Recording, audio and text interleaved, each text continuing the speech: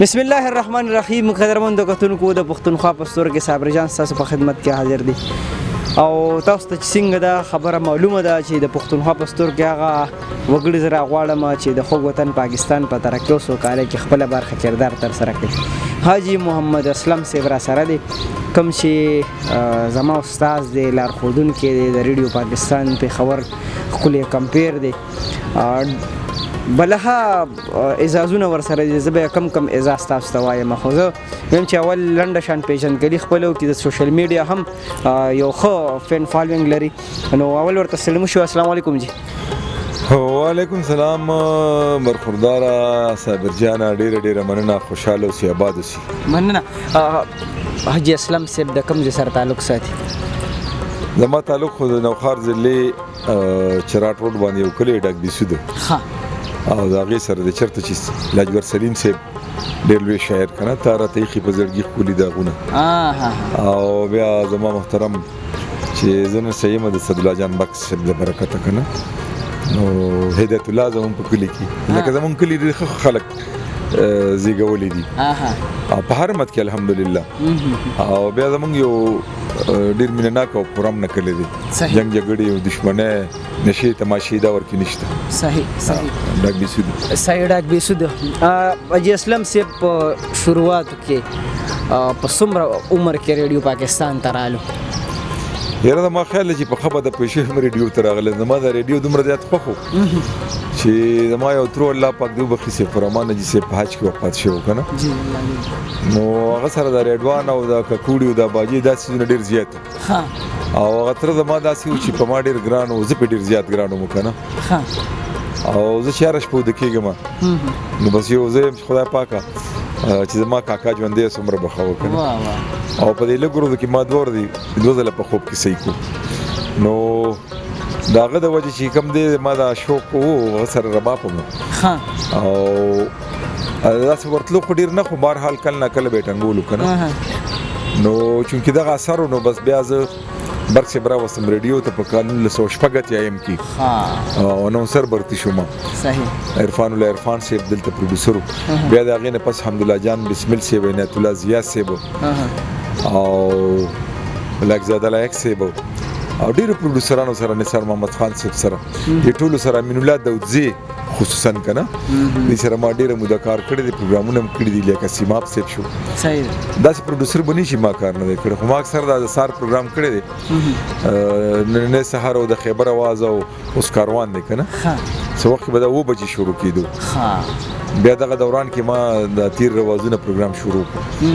د مۍ 2000 وه او له اوسه پورې روان دي 40 کالو شو 15 روان دي دغه زړې نغمې چې په ریډیو کې 14-15 وي دا هم 4 ته ورسولي بیا دغې باندې ما کتاب هم ولیکلو تیر روازونه که د هغې نه پس ما بل کتاب ولیکلو پښتو فلمونه 1300 جوړ شوي دي 1516 د سلیمان په پرده باندې ښودلی شوي دي خو هېڅ تاریخ هسټري نه وه په دغې مې کتاب ولیکلو پښتو فلمونه تاریخ ته تحقیق او تنقید او دا حالې ځلې بس سلاوینې روانې دي نو بس دا راته ووایي لکه د هغه وخت د خلکو د ریډیو والو سره مینه یا د چې کم همکاران د هغې سره مینه بیا کمپیرانو سره مینه او د اوس وخت بدلون پکې شته 100% وجه ریډیو ته چې زه رالم نو پخوا دا وه چې دا ریډیو پاکستان پېښور دی دا به بغیر د لیک نه نشي ویلی باقاعده په سکرپټ لیکلی شو پروډوسر به کتو پروډوسر نه پس په پروګرام منیجر او د پروګرام منیجر نه پس په سټیشن ډایرکټر کتو او هغوی به دستخط کړی او هغه سکرپټ په نشر کېدو دا اوس چې څه کېږي په ریډیو کې دا پخوانو بل تربیت و زه چې کله اناونسر برتي شو موږ ته باقاعده تربیت راکړی شو د الفاظ و ادایګي تلفظ زمانی ټکی به په ریډیو کې نه وي او بهرنۍ سندرې په ریډیو کې به نه وي اوس خو انټرنیټ ته هر څه غږېږي که نه او د فلم سندره به غږېده نو اب هم هله غږېده چې هغه به دلته کمیټي وه چې هغې به منظوره کړې وه ما یې خو ځلې یو سندره د فلم غږولې وه الله پاک دې وبخښي حضرت الله صاحب ډیوټي افسر و نو هغه شیډول کې نه وه نو هغه ما پسې راغی وي دا سندره کوم ځای وه ما دا کیسټ کې ما راوړي وه دا اته اتیایم خبره ده نو هغه ما ته د مومندي چې اوله دوکان ده چې ته کور نه کیسټ نو زه بیا شپږ میاشتو له بین شوم بیا بسمل صاحب هغه وخت کې امید اصغر سب سټیشن ډایرکټر و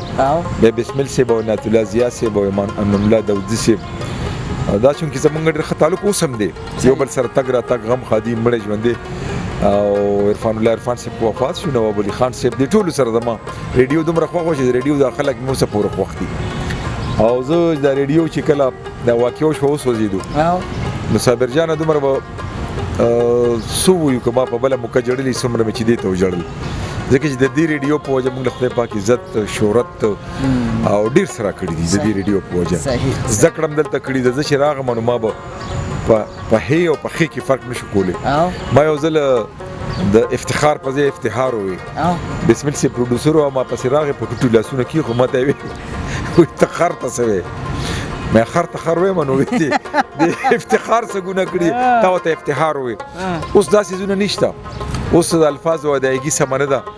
اوس تربیت نشته که نه او بله خبره دا ده چې پېښور ریډیو داسې دی که نه دا کور دی د دې ټولو پښتنو ما ته یو ځل یو کس وی دا واحد ستاسو ریډیو دی چې دې د لور سره اورم د خور سره اورم یو ځل ما ته چې آواز وکړو او ستا پروګرام و زه بار ته راووتم خو چې بیا لاړم نو ما تپوس وکړو د لور نه چې دې دوران کې هغې څه وویلې انکل څه وویل که دا د هغه د خولې الفاظ دي که نه نو هغې راته وي چې انکل دا خبره وکړه نو زمونږ د پېښور ریډیو چې دی خپل معیار اوس هم شته الحمدلله نو د پروګرامونو سره مونږ راغورځولی دی مونږ خپل زمونږ د انکران دا کمپیران چې دي که نه او څه پروډوسران صاحبان مخه نه وړي څه هلته اف ام چینل یې رالي مقابله شوه نو چې مقابله شوه خو دا ده چې زمونږ په دې خپل مونږ سره کوم مواد دي په لایبررۍ کې مونږ سره 50,000 سندرې دي که نه یو تاریخ لري او بیا د تیر روازونو چې کومې سندرې دي که نه 25 کاله وشو 25م کال روان دی نو داسې څیزونه بل دی کې نشته اوس خو خواره شوله زه دلته پروګرام وکړم د اتوار پر یو سندره وغږوم په بل ور چې ګورې صابر جان به د پښتونخوا ریډیو نه غږولي هسې مثال دی که نه او زه ما خپله چینل دی لالونه بعضې وخت کې زه خپل یو خپلې لایبررۍ نه یو انتخاب ورکړم ما ته په هغې باندې کاپي رایټ راشي هغه مخکې صابر جان اپلوډ کړي وي زما نه مخکې که نه اوس چې خو دغه سوشل میډیا سره ډېر څیزونه ښه وشو ډېر کارونه ښه وشو پښتو دا اداکاران دا سندرغاړي یو تاریخ ته چې ژوندی پاتې شو که نه نو خو که موږ معیار وساتلو هم په چینلو کې او هم په ریډیو کې د اف ام چینلې خلک ډېر په شوق اوري که نه دا په موبایلو باندې راځي نو که لږ د معیار تم په اف ام کې کار کوي که نه لږ د معیار خیال مو ساتلو بیا به ډېر ښه رزلټ د دې راځي دا ما اورېدلي دي چې ستاسو په کور کې یا ستاسو ځان له یو خپل لایبرري او یو خپل سیسټم ته جوړ کړی دا حقیقت دی بالکل ما سره دا ګراموفون دي او دغه پخواني ککوړي دي دغه باجي چې ورته وي دغه باجي دي راسره که نه بیا د دې هنرمندانو د پخوانو هنرمندانو دا عکسونه ما غټ غټ جوړ کړي دي او خپل لایبررۍ کې مې لګولي دي خلک راځي د لرې لرې نه د هغې کتوله او دا ما کړي دي ځکه زه یم چې دا زموږ تاریخ ته چې ژوندی پاتې شي صحیح خبرې خو ډېرې دي خو په اخر کې که زمونږ زما په شان خلکو لا دا چې کوم اوسني ریډیو ته تګ راتګ کوي دې ته که څه پیغام ورکړي د کومو خبرو نه ځان وساتي کومې خبرې په ځان کې راولي څه به مثلا که تا خبره واورېده زما خیال اورېدلي به دي په دې ټولو کې پیغام و چې ریډیو کې کار چې کوم دی دا ډېر د عزت کار دی او اورېدونکي ستا ډېر قدر او ډېر عزت کوي نو مونږ هر اورېدونکي چې مشره یې مور وګڼه او چې د همزولي وي نو خور وګڼه او چې کشر یې نو لور وګڼه او بله خبره دا ده چې د ریډیو په دې تعلیم خو ټیک ته په مدرسو په سکولونو کې ملاویږي تربیت چې کوم دی د ریډیو په وجه چې څومره کېږي د دې هلکانو که نه خصوصا د دې موبایل چې کوم اثرات دي ښه شی دی بد نه دی یا د موټر سایکل چې کوم استعمال دی مونږ چې څومره لارښودنه کولی شو تاسو څومره لارښودنه کولی شي د دې اوسني کول دومره څوک نشي کولی خلکو ته تعلیم ورکوي خلک ایجوکیټ کوي تعلیم یوازې کتابونو کې نه دی صحیح او دنیاوي تعلیم چې څه ته ویلی شي که نه نو خلک کردار جوړوي د ریډیو د وجې نه خو چې ته سیګریټس کې ته چیلمس کې ته نسوار کې ته آیس کې ته بله نشه کې ته که زرګازل خلکو ته دا مه کوئ نو هغې کې اثر نه وي باید اول مونږ په خپله ماته یو ځل یو سړي وي مشر سړی اوس مړ دی هغه ماته تاسو په ریډیو دا کومې خبرې کوي په دې عمل کوئ ما ورته پس ته دې به کوو ما سیګرټ څکل که نه ما زه به پس ته د سیګرټ نه څکم ټیک شوه هر هغه خبره چې هر هغه کار چې تا کې وي په خپله او ته بل ته وې دا مه کوه د هغې اثر نه وي نو اول خپله اصلاح پکار ده بیا د نور اصلاح پکار ده د ریډیو په ذریعه د اف ام چینلو په ذریعه د پېښور ریډیو په ذریعه په خپلو خبرو کې په خپلو دا کوم زمونږ افکار چې دي که نه دا خلک خپلی نو په هغې باندې موږ له په خپل عمل پکار صحیح ډېره زیاته مهرباني خوشحاله ستاسو صابر جان ډېره مننه چې ما له مو راکړه زه به دلته یو شخصیت یاد کړم او هغه د محمد کمال صاحب چې یو ډېر دینداره متقي او پرهیزګاره انسان د هغه یو لیک چې موږ ته راځي نو په هغې موږ پوره پروګرام کوو موږ د هغه نه ډېر څه زده کړي دي تا ته موقع ده تا سره په کور کې داسې بابا ژوندی دی چې د هغه نه زده کړه وکړه د هغه افکار خپل کړه او په هغې باندې عمل وکړه ډېره زیاته مهرباني ډېره مننه خوشحاله اوسئ قدرمنو کتونکو د حاجي محمد اسلم صاحب د ګټورې خبرې تاسو واورېدې امید ساتم چې تاسو به د دې نه ډېره زیاته زده کړه وکړئ چې هر چېرته اوسئ الله خوشحاله ساته تل بریالي اوسئ د لوی الله په امان